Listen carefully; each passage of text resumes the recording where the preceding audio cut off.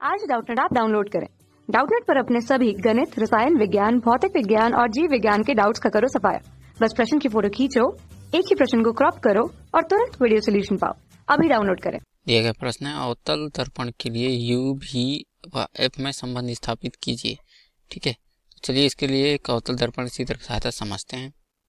तो देखिए हमारा क्या है, एक अवतल दर्पण है। ठीक है, अब इस अवतल दर्पण में ए बी क्या है, इसके सम्मुख रखा हुआ है अवतल दर्पण के। ठीक है, इसमें से जो एक प्रकाश किरण मुख्य अक्ष के समांतर आपतित होती है वह परावर्तन के पश्चात किससे चली जाती है, फोकस से होकर चली जाती है, इस फोकस से होकर। ठीक है, इस प्रकार से।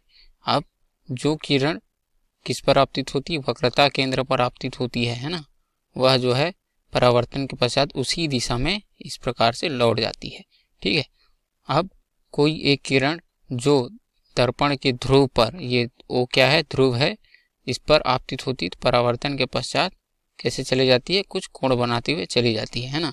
अब हम जानते हैं कि क्या होता है कि आपतन कोण I, यहाँ आपतन कोण I है, वो परावर्तन कोण R के बराबर होगा, वैसी सभी में होगा। ठीक है, अभिलंब अगर आप देंगे तो, है ना। ये क्या है, आपका ध्रुव है। ठीक है, ये है वक्रता केंद्र। अब चलिए इस वस्तु तथा प्रतिबिंब की दूरी को नापते हैं। तो हम जानते हैं कि जो दूरी जो है किस पर आपतित किरण के दिशा में नापी जाती है उसे हम धनात्मक लेते हैं, है ना, इस दिशा में, इस प्रकार से। अब इसके विपरीत दिशा में जो नापी गई दूरी होंगी वह जो है ऋणात्मक ले जाएंगे। इसलिए हम देख सकते हैं वस्तु की दूरी ओ बी या ओ और बी, है ना, ध्रुव से नापते हैं, तो ये क्या ले लिया हमने, ऋण यू ले लिया। और प्रतिबिंब की दूरी यह भी क्या है, उल्टे दिशा में जा रहा है आपतन को आपतित किरण के, तो ओ बी डैश बराबर क्या ले लिया, ऋण भी ले लिया। ठीक है, और ओ एफ बराबर क्या ले लिया, ऋण एफ ले लिया। अब ये जो तीनों किरणें हैं ये देख सकते हैं आप कहाँ पर मिल रही हैं, तो यह जो इस बिंदु पर मिल रही है और एक प्रतिबिंब का निर्माण हो रहा है ना, जिसे हम नाम दे दिए हैं ए डैश बी डैश के।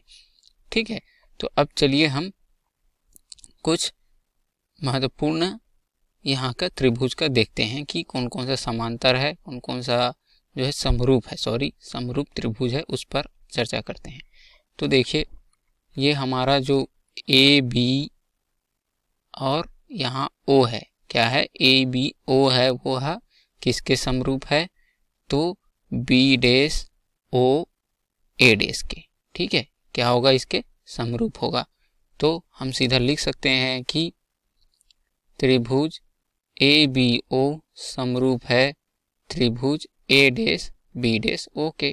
ठीक है, तब इसमें जो है क्या होता है, भुजा के अनुपात का नियम से हम जानते हैं कि क्या होता है, ए डैश बी डैश, है ना, छोटे त्रिभुज या फिर एक त्रिभुज का एक भुजा बटे दूसरे त्रिभुज का दूसरा भुजा, ये एक भुजा है ना, ये देख सकते हैं ए बी बटे A B, A dash B dash, है ना, तो ए डैश बी डैश बटे ए बी लिख सकते हैं, बराबर क्या होगा, कोई दो भुजा ले लीजिए, है ना, कोई दूसरा भुजा ले लीजिए, हम ले लेते हैं ये वाले भुजा को। ठीक है, इस भुजा को, तो ये हो जाएगा बी डैश ओ बटे ओ बी के बराबर, क्या हो जाएगा, बी डैश ओ बटे ओ बी के बराबर हो जाएगा। ठीक है, इसे समीकरण नंबर 1 दे दीजिए। अब आ जाइए दूसरे त्रिभुज में। दूसरा त्रिभुज क्या है, तो दूसरा त्रिभुज देखिए, यह जो B dash F A dash है। ठीक है, हम क्या ले रहे हैं, यहाँ से B dash F A dash ले रहे हैं, एक त्रिभुज हुआ।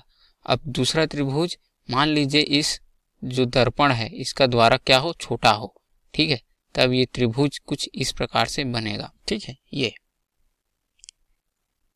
पी ओ एफ, है ना, अगर ये द्वारक छोटा हो, इसका द्वारक छोटा हो मतलब इसका जो वक्रता त्रिज्या है वो बहुत अधिक हो, तो यह जो है एक सीधी लकीर की तरह मान लेते हैं, है ना हम, दर्पण बहुत छोटा हो तो उसका द्वारक भी छोटा हो जाता है। ठीक है, तब क्या होगा, यह जो त्रिभुज है वह किसके समरूप हो जाएगा, ए डैश बी डैश एफ के। ठीक है, तो यहाँ हम लिखेंगे त्रिभुज ए डैश बी डैश एफ समरूप होगा आपका त्रिभुज पी ओ एफ के। ठीक है, अब इसमें वही नियम लगाएंगे जो पहले नियम लगाए थे, है ना, भुजा के अनुपात वाला। तो देखिए भुजा का अनुपात कैसे लगाएंगे, बी डैश एफ, या पहले ए बी वाला ले लेते हैं। ठीक है, ए डैश बी डैश बटे हो जाएगा आपका ओ पी के बराबर, क्या हो जाएगा, ए डैश बी डैश बटे ओ पी हो जाएगा और बराबर हो जाएगा यह आपका, देख लीजिए, बी डैश एफ बटे ओ एफ के। ठीक है, क्या हो जाएगा, बी डैश एफ बटे ओ एफ के बराबर हो जाएगा। ठीक है, अब यहाँ से देखिए कि जो ये ओ पी है वह ए बी के बराबर होगा। ये क्या जा रहा है, समांतर जा रहा है, देख लीजिए, है ना, ये जो है। और ए बी जो है यह जब इस प्रकार का द्वारक छोटा होगा तो यह इस प्रकार होगा और यह ए बी के बराबर हो जाएगा। ठीक है, द्वारक छोटा होने के समय। ठीक है, यदि द्वारक क्या हो, छोटा हो, तब क्या हो जाएगा, ए बी बराबर हो जाएगा आपके ओ पी के बराबर। तब आप लिख सकते हैं इस समीकरण को ए डैश बी डैश बटे ए बी बराबर बी डैश एफ बटे ओ एफ के बराबर। ठीक है, ये क्या हो जाएगा, दूसरा। ये समझ में आ गया। अब क्या करेंगे, समीकरण 1 व 2 से मिलान कर लीजिए। आप देखिए समीकरण 1 व 2 में क्या है, दाहिने पक्ष में अलग अलग है तथा बाएं पक्ष में क्या है, तो ए डैश बी डैश बटे ए बी और ए डैश बी डैश बटे ए बी, अतः दाहिना पक्ष भी क्या होगा, बराबर होगा। तो हम लिख देंगे सीधा बी डैश एफ बटे ओ एफ बराबर आपका हो जाएगा बी डैश ओ बटे ओ बी। ठीक है, बी डैश ओ बटे ओ बी के बराबर हो जाएगा। अब यहाँ देख सकते हैं कि हमारा जो बी डैश ओ है या फिर ओ बी डैश, इसी को हम या ओ बी डैश भी लिख सकते हैं, है ना, ऐसा करके। तो ये ओ बी डैश है और ओ बी है ना, ये सब दूरियां जो है यहाँ से चित्र से देख लेते हैं। तो देखिए जो बी डैश ओ है यह जो है प्रतिबिंब की दूरी है ऋण भी के बराबर, ये मिल गया एक। और हमें क्या निकालना है, ओ बी निकालना है। तो ओ बी भी हमको क्या हो गया, ये मिल गया है, ये है हमारा, है ना। अब देखिए जो बी डैश ए एफ है इसे क्या लिख सकते हैं आप, बी डैश एफ। यहाँ देखिए ये जो है बी डैश ओ ऋण ओ एफ के बराबर लिख सकते हैं। तो यहाँ पे लिख दीजिए किसका, बी डैश एफ को लिख सकते हैं आप B dash F B dash O ऋण एफ ओ के बराबर लिख सकते हैं, है ना, या फिर ओ एफ इसी को कहते हैं। ठीक है, और नीचे जो ओ एफ लिख रहा है इसे एफ ओ भी लिख सकते हैं, मतलब ये आगे पीछे लिख सकते हैं। ठीक है, इसका कोई दिक्कत नहीं है, बस नामकरण आपको देना है ना। और ये बी डैश ओ लिख दीजिए। और ये जो ओ बी है वह क्या होगा, ओ बी का देख लेते हैं एक बार। ठीक है, ये हो गया आपका ओ और ये हो गया बी। तो ये क्या लिख सकते हैं, इसको हम ऋण यू लिख सकते हैं। ठीक है, मतलब इनको बदलना नहीं पड़ेगा, है ना। अब देखिए ओ एफ बराबर क्या है, तो ऋण एफ है ना, और बी डैश ओ बराबर ऋण यू है और ओ बी बराबर ऋण ऋण भी है। बी डैश ओ बराबर ऋण भी और ओ बी बराबर ऋण यू है। तो इसे अब मान यहाँ पे रख दीजिए। तो जब मान रखेंगे तो ये बी डैश ओ क्या था, ये था आपका ऋण भी था, और ए एफ ओ या फिर ओ एफ ये क्या है, फोकस दूरी है, तो ऋण एफ हो जाएगा, है ना। और ये ओ एफ ओ फिर से ऋण एफ लिखाएगा, फिर इसके बाद बराबर करके, अच्छा एक बी डैश ओ बटे ओ भी है। ठीक है, तो बी डैश ओ का देख लीजिए आप, बी डैश ओ का तो वही रहेगा ऋण भी, और ओ बी का क्या है, तो ऋण यू हो जाएगा। ठीक है ना, तो आपके पास ये देखिए इस पक्ष से ऋण का चिन्ह कट जाएगा और इसे देखिए ये हो जाएगा ऋण भी धन एफ बटे एफ हो जाएगा, बराबर क्या हो जाएगा, भी बटे यू हो जाएगा। ठीक है, ठीक है। अब क्या बचेगा आपके पास, ये देखिए यहाँ पे ये ऋण चिन्ह भी आएगा। ठीक है, इस प्रकार से, क्यों, क्योंकि ये ऋण एफ था पहले से। ठीक है, अब देखिए इसे और हल करते हैं।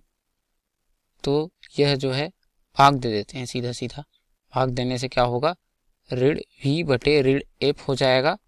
ठीक है, और धन एफ बटे ऋण एफ हो जाएगा ना।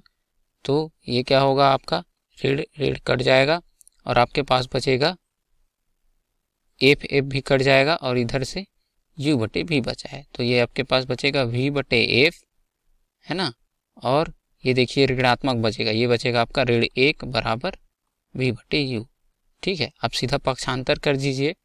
तो आप जब पक्षांतर करेंगे तो क्या बचेगा, यहाँ से ये बचेगा आपका v बटे एफ और इधर देखिए ये हो जाएगा आपका, इधर आके ऋण हो जाएगा v/u और 1 को इधर पक्षांतर कर देते हैं। ठीक है, तो ये इस प्रकार से। अब यहाँ से v को कॉमन निकाल लीजिए, मतलब उभयनिष्ठ निकाल लीजिए। तो v उभयनिष्ठ निकलेगा तो आपके पास क्या बचेगा, 1/f ऋण 1/u और बराबर 1। इस v को दाएं पक्ष में पक्षांतर कर दीजिए, तो 1/v ऋण 1/u बराबर हो जाएगा 1/v के बराबर, है ना। v 1/f ऋण 1/u बराबर हो जाएगा 1 और ये हो जाएगा 1/f ऋण 1/u बराबर 1/v के।